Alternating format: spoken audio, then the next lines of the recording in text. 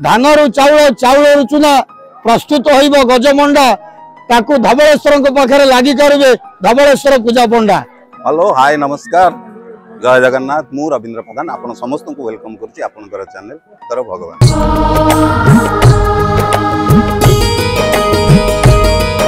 आमे आज आसीचु धवलेश्वर को तो धवलेश्वर मु टोटाल भितर पशिबी एवं धवलेश्वर विषय में आज आपन को जनइबी भितर जीवा नना संगे कथा हवा एवं नना आज कहिबे धवलेश्वर ठाकुर विषय में। तो चलतु देरी न करी जीवा भितर आज आम संगे अच्छा नना पंडित सी आमको कहिबे धवलेश्वर महात्म्य विषय कहतु। जय बाबा धवलेश्वर पूजक श्रीकृति गढ़पत्री ए बाबा होउचंती कलारू धड़ा होइथिबारु तांकर नामकरण बाबा धवलेश्वर कहीं ना ये जो धवलेश्वर पीठ प्राचीन कमे एमती पीठ नथिला सेतेबेले घोर जंगल थला आमर प्रताप रुद्रदेव तांकर वंशधर एठार राजूती करुथिले राजा आठगढ़ अधीन ए मंदिर परिचालित होउतला तांकर किछि जगुआली मध्ये जगुथिले एठार घोर जंगल थला चारिपटे बर्तमान जो कोठा बाड़ी देखुचंती सेतेबेले कुड़िया मान घर सब थिला दिने कोन हेची ए भक्त एवं भगवानकर खेल एवं तांकर लीला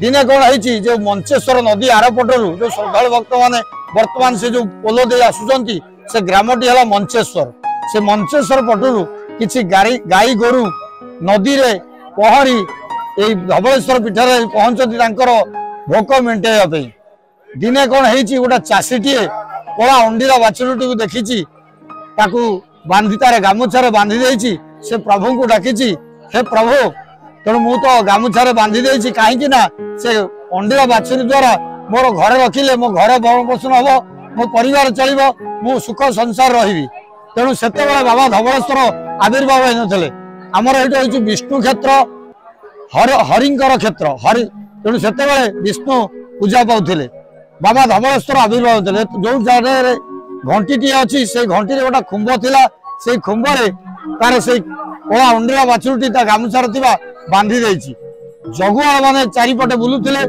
दिने कौन से कौन है संध्या होला संध्या पर रात्र होला रात्र पर मध्यरात्र होला मध्यरात्र पर भोर भोर समय से प्रभु को डाकी जे प्रभु मु तो बांधी देछि तेणु मत रक्षा कर कहीं राजा मान मत दंड देवे से समय कौन है प्रति समय ब्रह्म मुहूर्त समय से समय से कला अंडीरा बाछुरी गामुछार बांधी से आपे आपे धड़ा होइथिबा बेले से जो बाबा धवलेश्वर मंदिर से मंदिर था छोट गोटे मंदिर था से मंदिर भूगर्भ बाबा धवलेश्वर विराजमान कले चतुर्पार्श्वर महानदी गोटे टापू पर विराजमान करचंती कला अंडीरा बाछुरी धड़ा होइथिबारु तांकर नामकरण बाबा धवलेश्वर ये जो धवलेश्वर पीठ निश्चिंत अन्य शैव पीठ तुलन में बाबा धवलेश्वर एक अलौकिकमय सौंदर्यमय पीठ कारण चतुर्पार्श्वर महानदी मझिरे बाबा धवलेश्वर विराजमान करचंती जेतेबेले धवलेश्वर आविर्भाव हेले कला बलदुर धड़ा होई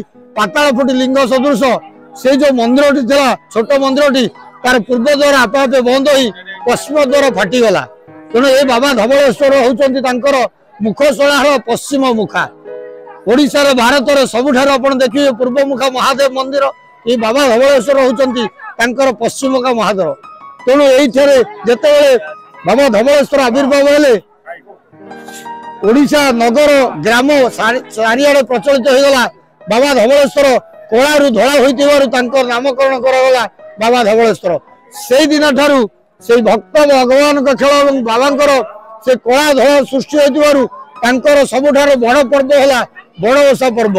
अच्छा नना ए जो खास करके जो पंचुक 5 दिन हमर धवलेश्वर भीतर बहुत भीड़ हो गया खास कर बड़ ओषा रे जो गजमंड जो कहंती यार कोन आ विषय रे तेणु बाबा धवलेश्वर होचंती कलारू धड़ा सृष्टि होइतिबारु तांकर सबुठार बड़ पर्व होला बड़ ओषा कार्तिक मास त्रयोदशी तिथि रे बाबांक पीठरे धूमधाम रे बड़ ओषा पर्व पालन होइताय काहेकि ना ओडिशा रे एकमात्र शैव पीठ तांकर सबुठार बड़ बड़ होला बड़ ओषा ओडिशा रे जो अन्य शैव पीठ अछंती एठारे प्रथम बड़ ओषा हले ता परदिन अन्य शैव पीठ माने बड़ ओषा पालन करा जाय एठारे जो गजमंडा प्रस्तुत हुए से धवलेश्वर नामकरण अनुसार तार भीतर कला ऊपर धड़ा कहीं ना से गजमंडा तार जो भीतर कला होची मुग गुड़ एवं नड़िया पुर मिश्रित उपरटी है चाउल चूना गठन होता मंडा ता ऊपर दुईटी चूल लगी थाए ताकू कहती गजमंडा।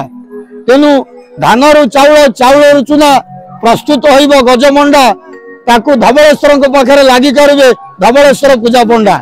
निश्चित ये धवलेश्वर पीठ गोटा सौंदर्यमय आलोकमय पीठ। तेणु ये चतुर्पार्श्व थिबा समस्त देवता देवी को दर्शन करंतु। प्रथमे पूजा पाउथिबा बाबा बुढ़ालिंग को दर्शन करंतु। पार्श्व देवता देवी भी दर्शन करंतु। आउरी मध्य बाबांकर अलौकिक घटना गुड़िक मध्य अछि। बाबा होउचंती अकर्म कर्मदायक। अपुत्र को पुत्र दियंती, रोगणा को रोगमुक्त करंती, विद्यार्थी की विद्या लाभ करंती, मोकदमार जय करंती। आउ गोटे कथा अछि जो छोट पिला मानकर पाटी खोलु नाही घरे बसी बाबा जदि से कुलाटीए मानसिक रखी दियंती बाबा धवलेश्वर से पिलार आपे आपे पाटी खोली दियंती। निश्चित ये बाबा धवलेश्वर पीठ एत प्रचलित कहीं से भक्तर जो मानसिक पूर्ण कर दियंती बाबा नाम उच्चार अच्छी। भारत में एक शैवपीठ जे कि चतुर्पार्श्व नदी नदी मध्य विराज मारी बाबा धवलेश्वर। प्रथम बाबा धवलेश्वर को गंगा माध्यम आसुले आमर राज्य सरकार एवं विश्व हिंदू परिषद सहयोग गोटे झुलापोल तैयार जे कि एशियार सर्वथार दीर्घतम झुलापोल।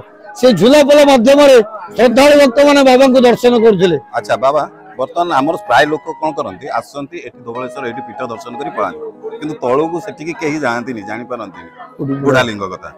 तो आम माने कहतु दर्शक को जनातु जे एठू जो बुलिकी पलाउछंती मत आउरी मते तळे अछंती बाबा जे कि प्रथम निश्चित बाबा धवलेश्वर पीठ को जेहेतु आसुचंती कहीं धवलेश्वर जो आविर्भाव होते प्रथम पूजा पाते बाबा बुढ़ालिंग महादेव विंचेश्वर महादेव से पश्चिम पटे नदी कूल विराजमान कर। निश्चित से बुढ़ालिंग प्रथम पाउथिया पूजा लिंग को प्रथम दर्शन कले कोटि जन्मर पुण्य फल पाई था। बाबा धवलेश्वर आविर्भाव हेले गुड़िक बड़ पर्व है।